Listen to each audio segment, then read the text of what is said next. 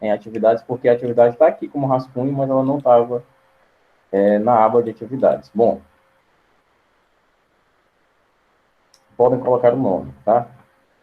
Nisso eu quero dizer o quê? Que quem não havia feito, eu reconheço que foi porque não foi informado, tá certo? De qualquer modo, a gente vai corrigir a atividade, é claro. Livro de História, certo? Professor, Vamos abrir o livro de História. Não estou entendendo nada. Na verdade, eu não sei nem quem está falando. Deixa eu ver aqui no chat. Aliás, pronto, falei, só para ver quem é que está falando. deixa pra lá. Pode falar, João, que eu não estava vendo quem era que estava falando. Pode falar.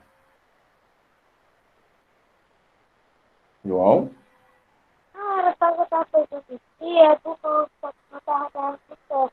Eu já consegui aqui pra botar também. Oi, João, não... Põe no chat, tá? Põe no chat. Eu quero saber o que, é que você está perguntando, é que eu não estou entendendo. Até porque seu microfone está cortando muito. Eu não consegui ouvir. Por isso É que eu pedi por para causa você. que o povo aí só estão desligando o microfone, estão saindo, aí fica ruim de eu botar o nome. Ah, sim. Então, você quer que eu coloque seu nome? Ih, tá que não tá dando certo. Pronto. João. Já botei aqui, por isso que deu certo.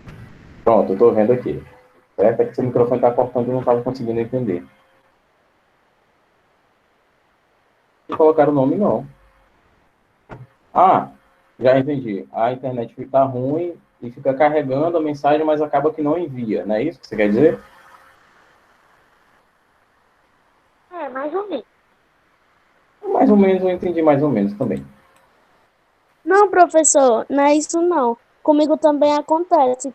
Assim que eu saio e eu volto, logo depois que eu saio, eu volto no instante, aí aparece que não foi possível enviar a mensagem. Aí aperta em reenviar e não fica dando certo. Nossa, é complicado. Mas assim, eu não sabia disso não, tá? Mas claro que eu acredito em vocês. Para que vocês vão inventar um negócio desse e combinar para todo mundo falar a mesma história. Lamentável, mas vamos lá. Segunda, aliás, desculpem, página 142, primeira questão. Explique a quem se destinava a expressão olhos e ouvidos do rei e por quê? Posso falar a minha? Pode. Quer dizer que o que ele via e o que ele escutava. Dizia para o rei, porque seria a fonte de informação do rei. Pronto, tá correto? Não, tá errado, com certeza.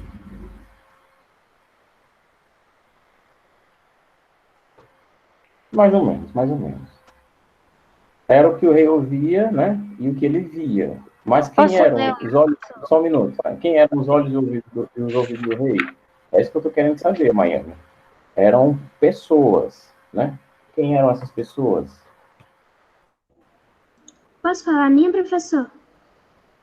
Professor, qual é a página? Página 142. Primeiro o Taiwan fala, que ele havia pedido, tá? E depois você fala, tá bom? Pode falar, Taiwan. Aqui, professor. Agentes que eu acabei de mudar, porque eu cometi o mesmo erro da Maiane, que não coloquei a quem dava esse nome, agora eu coloquei. Agentes que deveriam sempre prestar atenção nos acontecimentos em relação à cobrança de impostos, e tudo que fosse descoberto deveria ser encaminhado ao rei. Uhum. Era a Clara que queria falar? Era? Pode falar. Era. Olhos e ouvidos do Que rei página eram é tipo de mesmo? 42, Caio. Posso continuar? Continue, por favor. Olhos e ouvidos do rei era um tipo de expressão usada no regime monárquico em tempos de revolução. Os reis espalhavam pelos seus reinos homens informantes que tinham como dever de informar qualquer atitude suspeita de seus súditos. Gostei, viu? Bem abrangente. Muito bom, muito bom. Gostei da resposta de todo mundo, né? Mas, até porque eu entendi o porquê de você ter colocado essa resposta bem abrangente, né? Porque aqui a gente está falando, explique a quem se destinava a expressão olhos e ouvidos do rei. E por quê? Mas a questão não disse olhos e ouvidos do rei Dário I, né? Que no caso era o rei que a gente estava estudando. Mas a sua definição de olhos e ouvidos do rei está correta, né? No caso do rei Dário I, devido a... Deixa eu colocar a resposta aqui, que eu pus aqui. Aqui. Pronto. Aqui. Diante Essa da... linha tá correta, né, professor? Diante A da gente estrutura... pode Tá, manter, a de todo mundo que falou está correto, tá? Diante da estrutura administrativa criada pelo rei Dário I, o rei precisava designar interlocutores entre os satrápias e ele, ou seja, satrápias aqui e o rei aqui, alguém entre esses dois, né? Vendo e ouvindo tudo que os satrápias estavam fazendo, né? E recolher os impostos e o tributo, né? Cobrar e recolher impostos e tributos. Em outras palavras, caberia a essas pessoas, a esses intermediários, fiscalizar os satrápias, que eram os governadores, das províncias, que eram os estados, em nome do rei, certo? Por isso que eles eram os olhos e os ouvidos. Eles estavam ali, nas províncias, para ver como era que os satrápias estavam trabalhando. E, claro, cobrar e recolher os impostos, né? Essa era a ideia principal. Mas a ideia de vocês está correta, certo? Só para quem não disse, né, quem eram os olhos e ouvidos do rei, a questão está justamente dizendo isso. Ó. A quem se destinava a expressão, não é a que, é a quem. Então a gente já vai subentender que é uma ou mais pessoas, certo? Isso aqui é o principal dessa questão. Você dizer que quem eram esses olhos e ouvidos do rei, certo? Segunda questão. O Império Persa atingiu extensões territoriais enormes e organizá-lo foi uma tarefa difícil. Explique a estrutura administrativa criada pelo rei Dário I. Posso falar, minha professor? Pode falar, Maiane.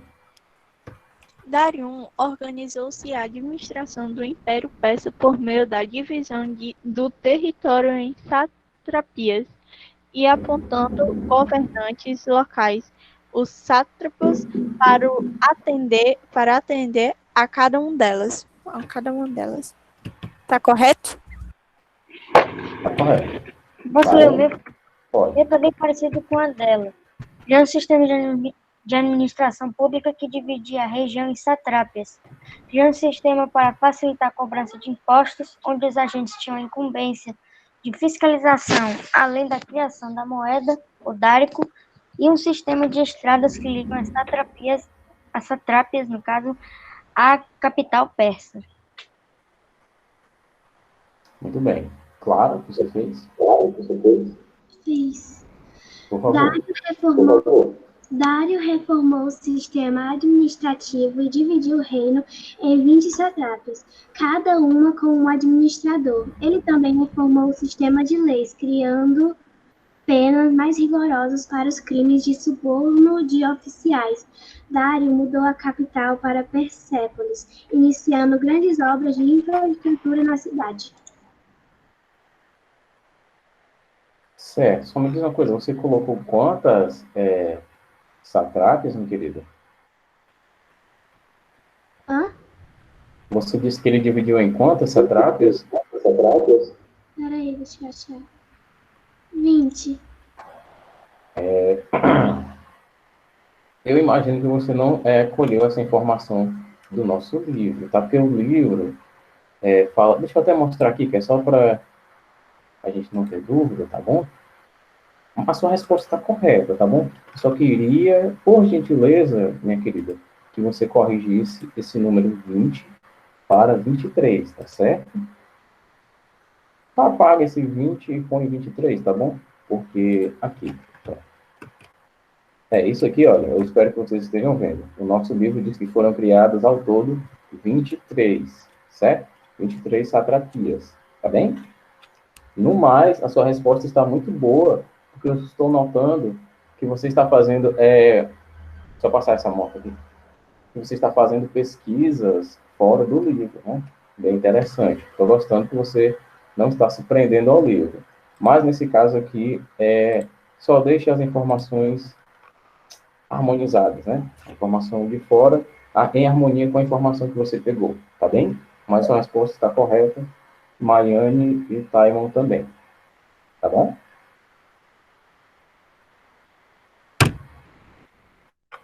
Resposta número 2 aqui. Só para corrigir, tá bem? Coloque 23.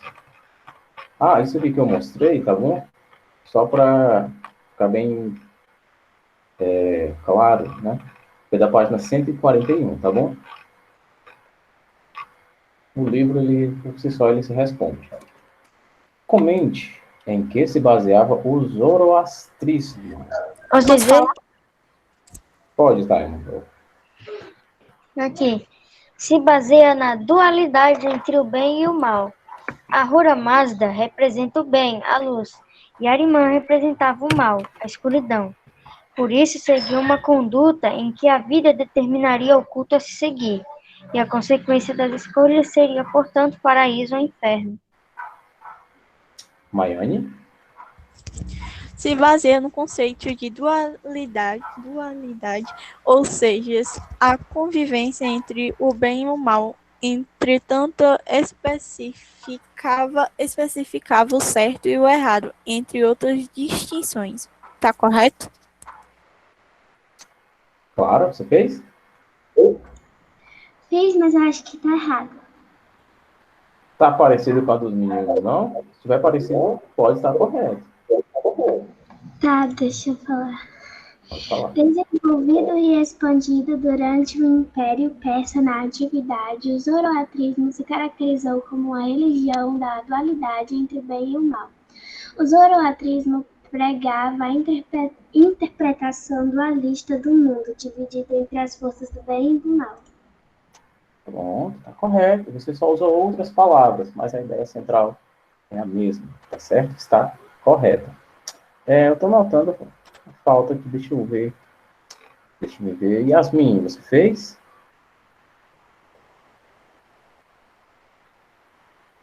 Yasmin. Samantha, você fez? Letícia. Monique, eu sei que você fez. Pedro, Miguel, Gabriel. Não, ninguém mais? Oi, professor. Gabriel, você fez essa atividade, meu querido? Fiz, mas eu não quero falar. Tudo bem. Então vamos lá, deixa eu colocar aqui a resposta da 3. Só para quem não fez ainda, tá? As respostas de vocês estão indo muito bem. Bom, agora a página 144. Né? Eu até tinha explicado, eu até tinha lido bastante essa questão aqui com vocês. Eu realmente peço perdão por causa dessa falha. A atividade ficou como rascunho. Quando ela fica como rascunho, só quem visualiza sou eu. Né? Eu estava mandando um montão de atividades e eu acabei que não mandei essa atividade de vocês. Eu sabia que eu tinha digitado e eu pensei, eu mandei, só que na verdade não havia sido enviada.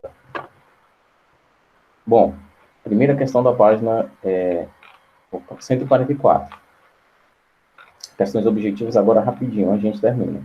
Essencialmente mercadores, exportavam pescado, vinhos, ouro e prata, armas, praticavam a pirataria e desenvolviam um intenso comércio de escravos no Mediterrâneo. O texto refere-se a características que identificam, na Antiguidade Oriental, os... Letra... Só botar a letrinha ali, pessoal.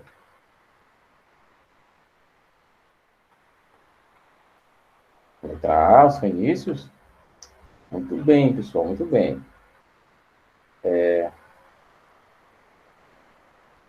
Letra A, tá certo? Os povos do mar, né, os fenícios. Maiane, realmente é muito raro. Isso se deu por conta do meu esquecimento aqui. Infelizmente. Segunda questão. Em relação aos povos da antiguidade, é correto afirmar que... O que é que vocês marcaram? Na 2 agora. B. Letra B, muito bem. Os fenícios foram os criadores do alfabeto, posteriormente aperfeiçoado pelos gregos e latinos.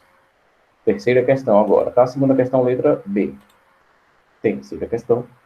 A respeito da sociedade fenícia, podemos afirmar corretamente que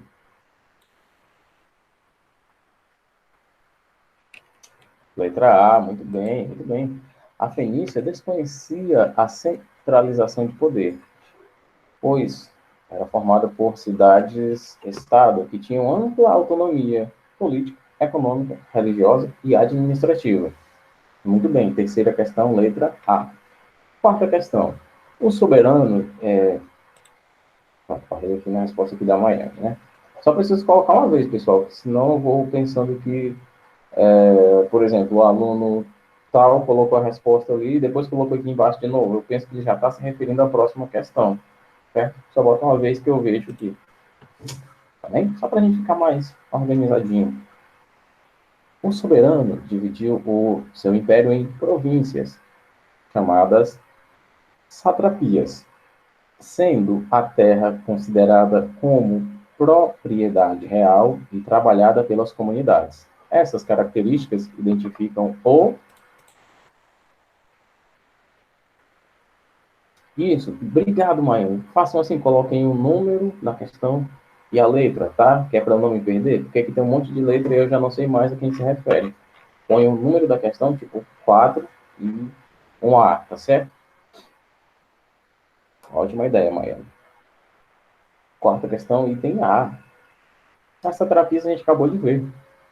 Refere-se ao império dos persas durante o reinado de Dário, certo? Agora sim, ó, quem for colocar a resposta das 5, bota número 5 e a letra que você marcou, certo? Quinta questão. Os fenícios dedicavam-se primordialmente ao comércio marítimo, porque...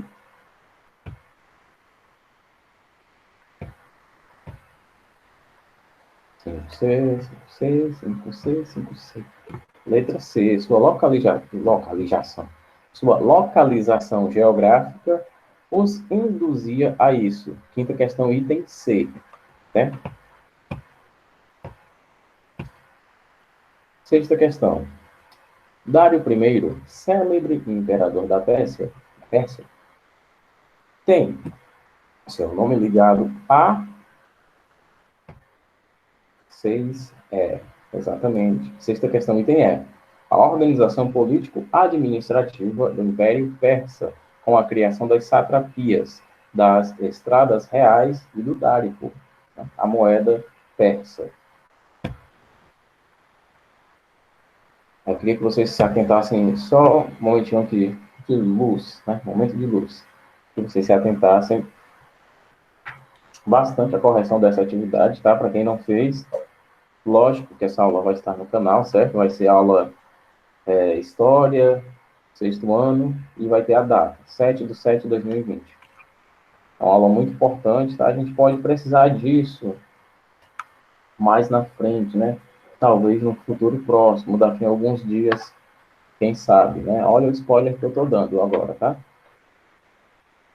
Sétima questão. Dentre as importantes contribuições deixadas pelos fenícios para a civilização ocidental, destacamos A, B, C, D ou E.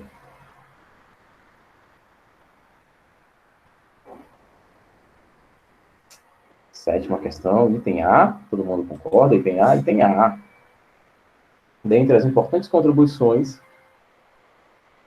deixadas pelos fenícios para a civilização ocidental, destacamos o desenvolvimento do alfabeto fonético e de técnicas de navegação, algumas utilizadas até hoje, né?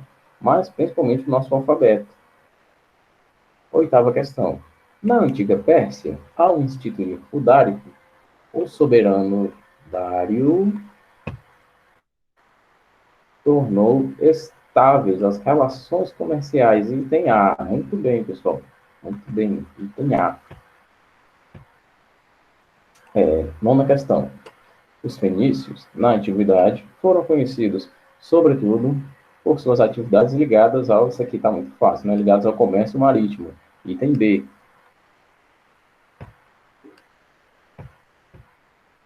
9 é a B, certo? 10ª questão. As condições geográficas da Fenícia, região mediterrânea, determinaram a dupla vocação dos fenícios de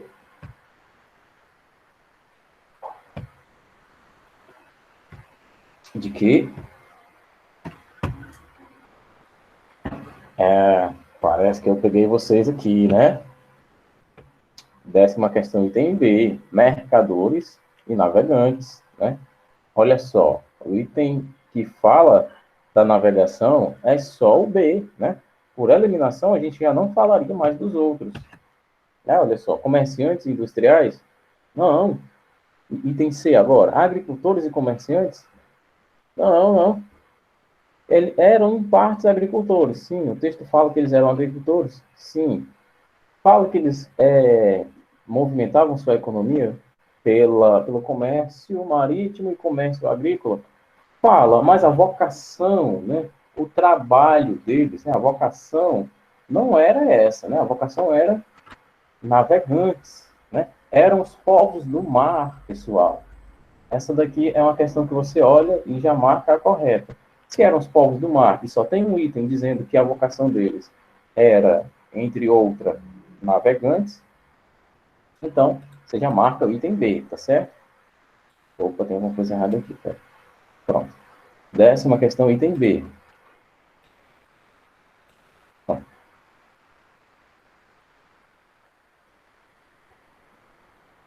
Agora, 11, né? 11ª questão. Os persas foram, na antiguidade, um dos povos mais importantes a ocupar a região da Mesopotâmia.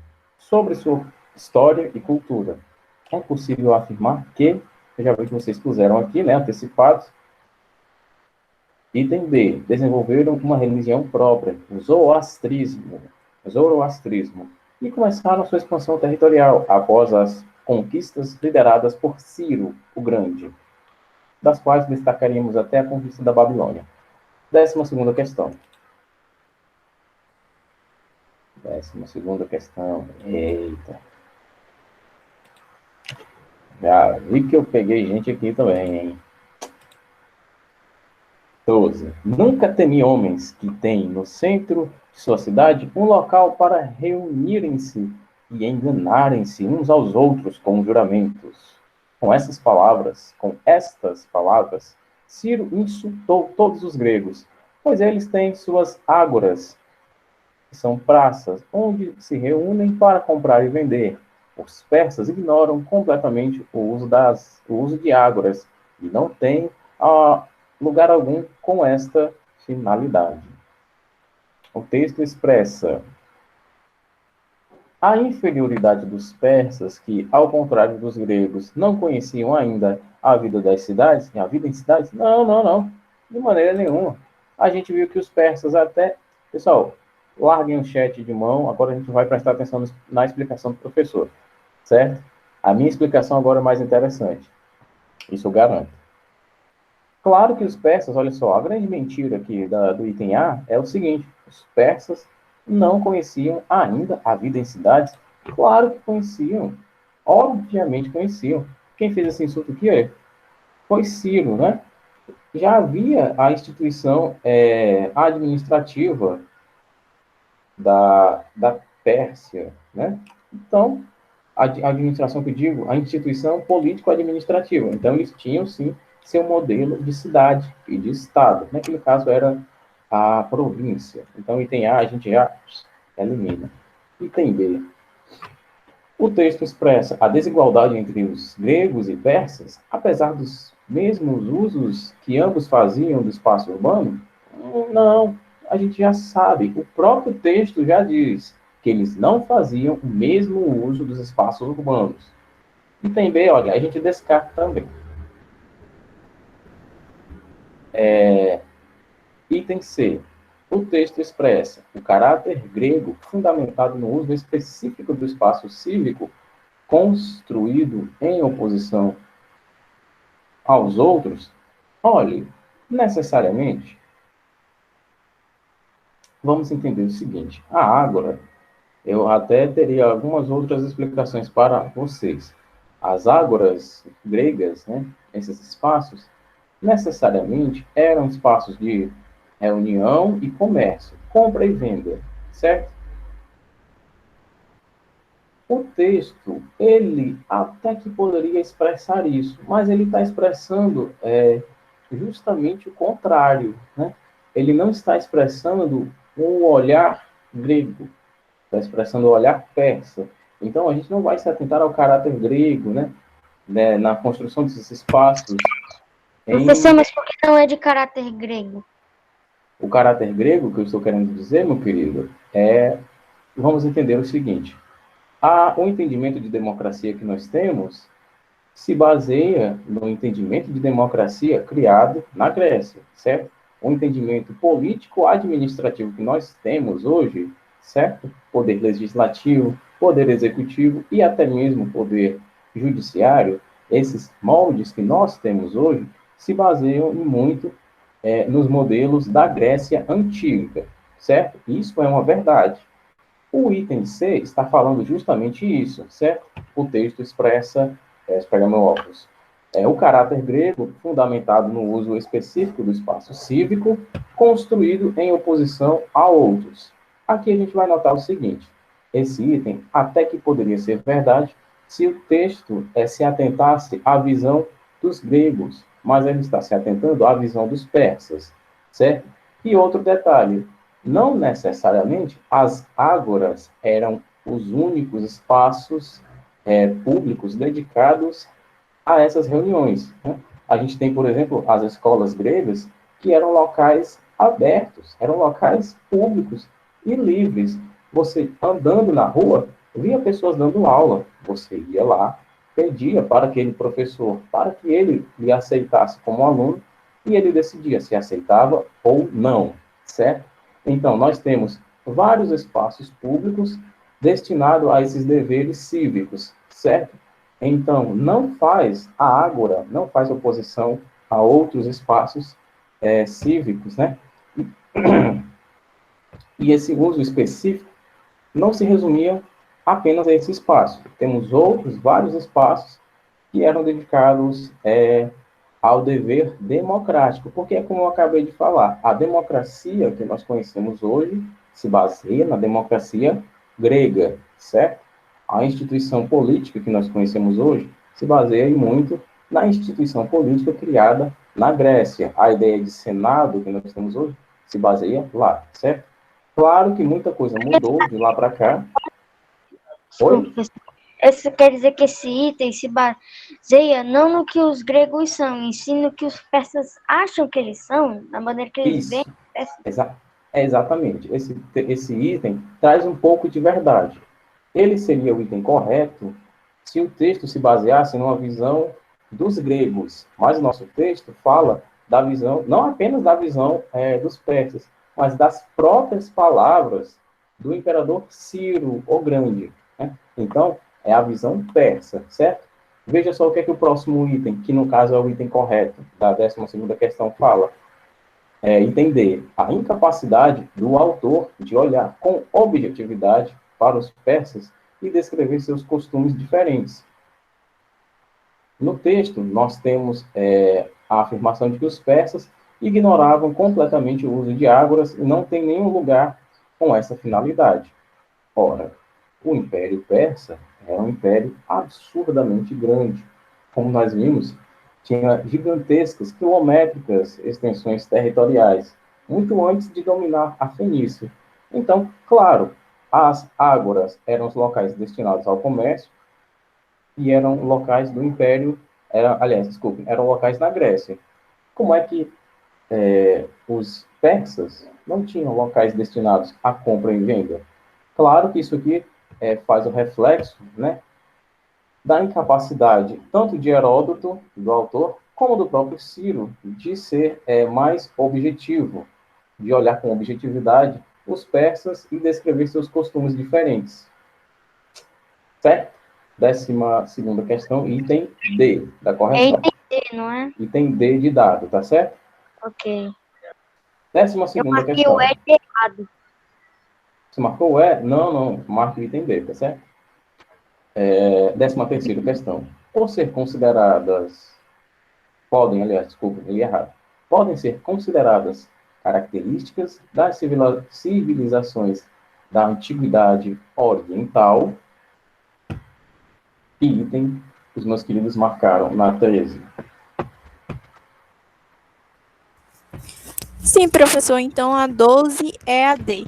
A 12 é a D, tá certo? Estou vendo aqui que a maioria de vocês, né, colocaram a resposta. A maioria marcou a C, né? Vamos ver aqui necessariamente o seguinte: monoteísmo. Monoteísmo e politeísmo é a primeira palavra de cada um dos cinco itens, certo? Estamos falando, vamos ver o enunciado diz. Podem ser consideradas características das civilizações da Antiguidade Oriental. Antiguidade Oriental, a gente estudou isso em vários povos. O monoteísmo não faz parte necessariamente. Não é a primazia, não é a premissa dessas sociedades. Então, a gente já elimina o item A, certo? E o item D, porque o monoteísmo não fazia parte. A gente sabe que o politeísmo, ou seja, o culto a vários deuses, era o que reinava na doutrina religiosa das civilizações da Antiguidade Oriental, certo? Então, a gente vai ter o item A, aliás, desculpem, o item B, o item C e o item E, certo? Vamos começar ali pelo item B, politeísmo e uma sociedade organizada de maneira igualitária. Tínhamos escravos? Tínhamos. As mulheres eram cidadãs em equivalência aos homens? Não, principalmente na Grécia. Então, o item B está totalmente errado. Aliás, parcialmente, né? Já que o politeísmo está correto, mas sociedade igualitária está errado. Então, o item B está errado. Sociedade igualitária é uma sociedade onde todos são cidadãos, todos têm os mesmos direitos. Tinham as sociedades politeístas, mas onde as mulheres nem sequer eram consideradas cidadãs, não tinham direitos políticos, certo? E tínhamos escravos. Então, a sociedade não era igualitária de maneira nenhuma. Vamos pular para o item E. Vamos dar uma olhadinha aqui. Politeísmo e uma sociedade de classes. Uma sociedade com uma certa divisão de camadas sociais, uma sociedade de classes sociais. Isso no máximo, essa aqui eu pensei, essa aqui tá errada, porque no máximo que a gente vê foi o Egito. Dividido em sociedade de classes, no máximo foi o Egito, você lembra? Dividido em camponeses, escravos, sacerdotes, não nessa Isso. ordem, porque eu me lembro.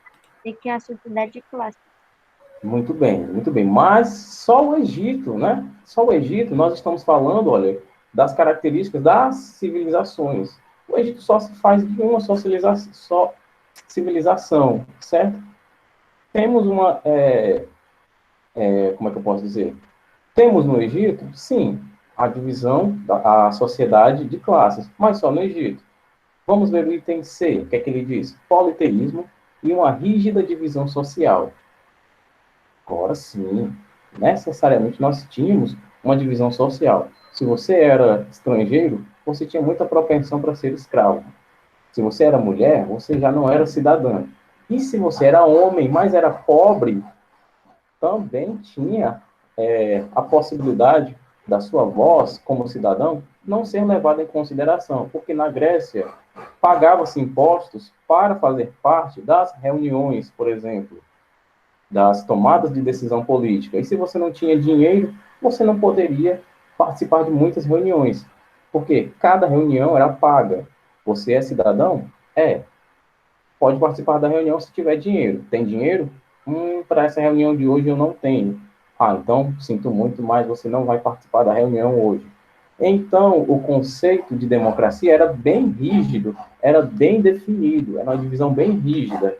Era uma sociedade, até certo ponto, dividida em classes? Era. Mas era uma sociedade mais rígida do que diluída em classes, certo? Então, 13ª questão, nós temos como a resposta mais adequada o item C, C de Carlos, certo? Continuando a correção, a resposta é C, tá, Maiane? Resposta da 14ª questão é o item C. Não, me perdoe. 14ª que a gente vai ver agora. É a resposta da 13, certo? Agora sim, a gente vai para a questão número 14. Pode-se dizer que um dos elementos fundamentais da religião persa na antiguidade, após Zaratustra, é... O que é que vocês puseram?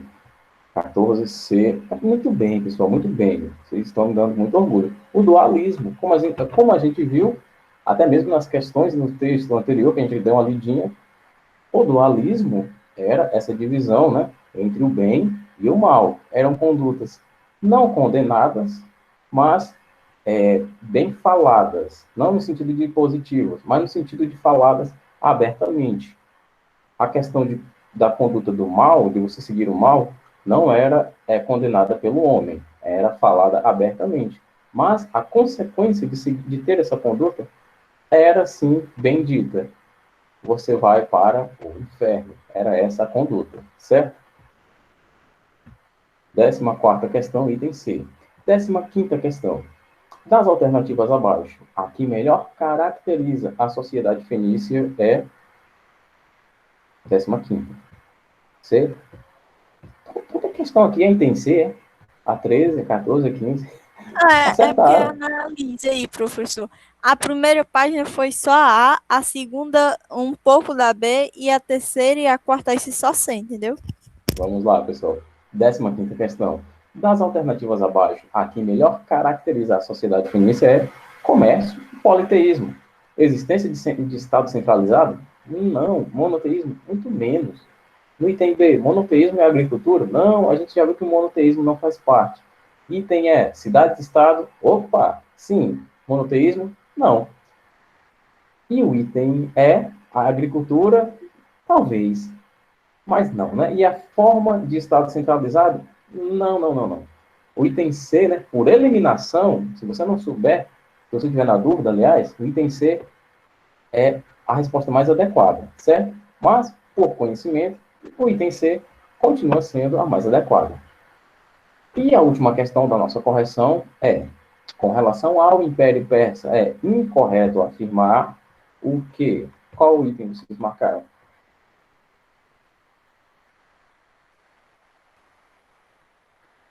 F. Item 16ª questão, pessoal, é o item D, tá certo? Item D. Literalmente, foi tudo combinado essa questão aqui. Os persas perseguiram ferozmente as religiões de outros povos, matando sacerdotes e destruindo templos, como foi o caso do Templo de Salomão em Jerusalém.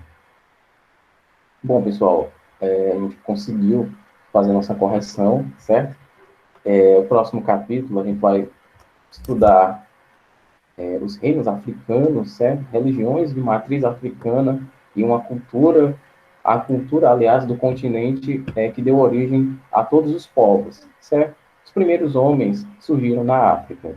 Então, iremos ver necessariamente o berço de toda a humanidade no próximo capítulo, certo? Quem perdeu algum detalhe da correção, assista esse vídeo no nosso canal, tá certo? A gente se vê amanhã. E Tchau, professor. obrigado a todos. Tchau, meus queridos. Tchau, até a próxima.